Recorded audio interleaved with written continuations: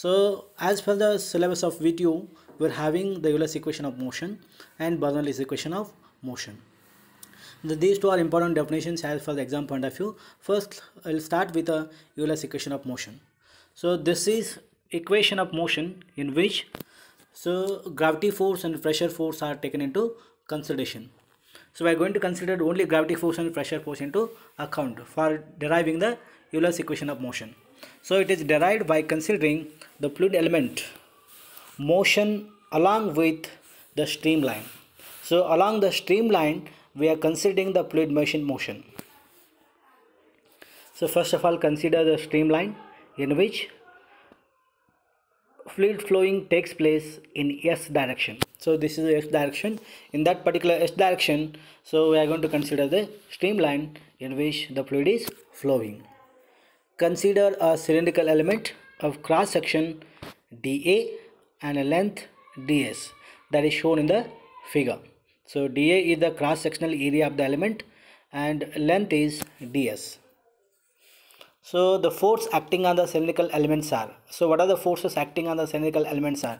Just look at the diagram. You are having one PdA force and one more P plus 2P by dou S into ds into dA, that is in the opposite direction of PdA, and it is having self weight. So the pressure force PdA in the direction of the fluid flow, that is along the direction of the S direction. So that is one force. So second force, the pressure force P plus dou P by dou S into ds into dA, which is opposite to the pressure force PdA, or which is opposite to the direction of the flow. So this is the second force. Third force, the weight of the element rho g dA into ds. So this is the third force. So totally there are three forces which are acting on the cylindrical elements of the fluid flow. Let theta is the angle between the direction of flow and action of weight of the fluid element. So here we have taken the angle theta, that is the angle between the direction of the flow and the action of weight of the fluid element. If you consider the resultant force which acts on the fluid element in the direction of the S direction or streamline, so that is equal to the mass of the fluid element into acceleration in S direction. The resultant force on the fluid element in the direction of S equal to mass of the fluid element into acceleration in the S direction.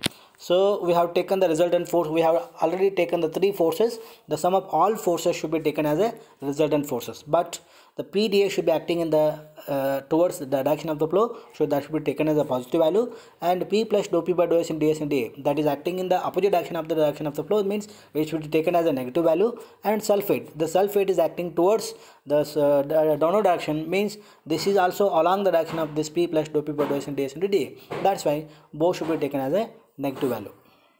Thus PdA is a positive, minus P plus dou P by dou S into ds into dA, that is in the opposite direction of the direction of flow, means negative. Sulfate is also downward direction, negative. That should be equal to mass of the fluid element. What is the mass? Equal to rho into dA into rho into dA into ds into acceleration A. So this should be treated as equation number 1. So if we simplify this particular equation number 1, so we'll get, before that, so we'll define the acceleration. The acceleration is what? So dv by dt means that is the differentiation of velocity with respect to time. So velocity is the differentiation of distance with respect to time. So that is a function of t and s, where s is the length and t is the time. So a equal to dv by dt. If you take the chain rule, so to indicate the acceleration value, so a equal to dou e by dou s into ds by dt. So ds is cancelled, will dou e by dou t. So we ultimately will get a equal to dou e by dou s into ds by dt. ds means differentiation of distance and length with respect to time, that gives you velocity. So in place of ds by dt we will substitute velocity plus dou e by dou t. So if the flow is steady flow, so already we have explained these things in the fluid kinematic chapter. The steady flow is a type of flow in which the fluid characteristic like pressure, volume, velocity, density all should be constant with respect to time. So that's why the dou e by dou t equal to 0. So substitute this steady condition in the acceleration value, a equal to dou e by dou s into v. So we got the value for acceleration now. That substitute that particular acceleration value in the equation number 1. So PdA minus P into dA. So simplify this pressure force. So P into dA. So the minus is there. So minus P dA. Next minus into plus minus dou P by dou S into ds into dA, minus weight term as it is, but you are having a theta cos theta angle, because the angle theta is the angle between that direction of the flow and the weight of the element.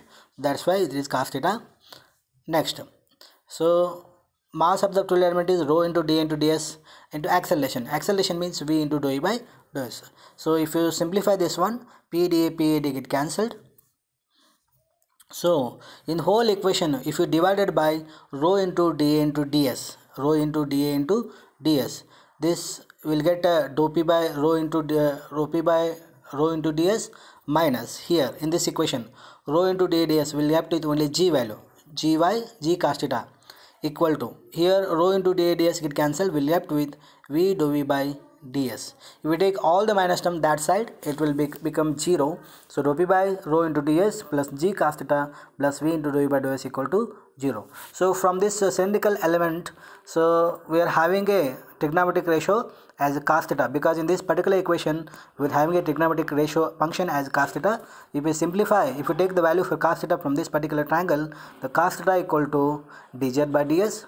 So substitute dz by ds equal to cos theta in the above equation. We'll get 1 by rho equal into dou P by dou s plus g into dz by ds plus v into dou E by dou s. So here